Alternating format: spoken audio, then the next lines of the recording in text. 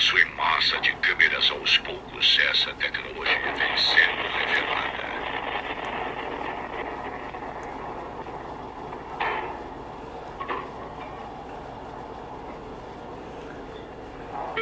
Observe e atente os dois vídeos e vai anotando por que mencionamos que vulcões não existem. So there's all different types of directed energy weapons, apparently. Nos últimos anos percebemos transmitters, even street lights can have transmitters in them, road signs, and there is a system, and it's been out about 10, 12 years now, called CELDAR. There are different types of CELDAR, but basically a computer, if they wanted to watch you,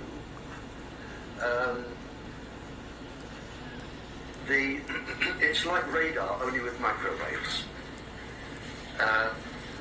Once the system is locked onto you, let's say from this lamppost, if there's a transmitter there, once it's locked onto you, the computer will take away anything that isn't moving, like buildings. Let me hold. I got another And it will one. have your size.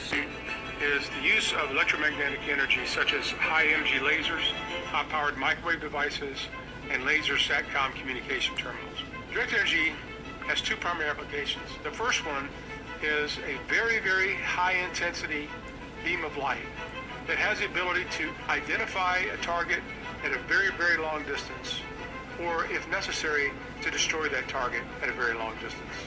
Another application of directed energy is a very high-intense beam of radio frequency energy that can be applied to a target to disable that target, to either disrupt the electronics or to cause damage in other fashion. One might imagine that directed energy is a relatively recent development in warfighting, when in fact it goes all the way back to Archimedes' time.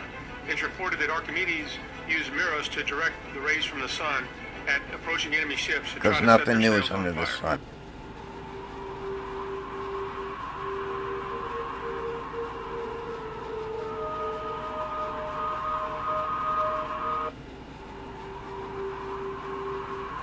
Wow. VTK, voice to skull. Voice-to-skull technology. This is also in the foray of directed energy weapons. What is that? The ability to, let's just say, throw your voice into your head, or my voice into my head, or allowing algorithms that now they could blanket a whole geographical area, and they can make everybody change their thoughts. They can, I use the term intrusive thoughts. Back to that fork in the road analogy. If you find yourself where you have to make a decision about something, next thing you know, you catch yourself kind of having an argument in your head with your own voices. Well, the ability to add another one of your voices in there, but have it controlled by somebody else's microphone, so to say, is a very powerful tool.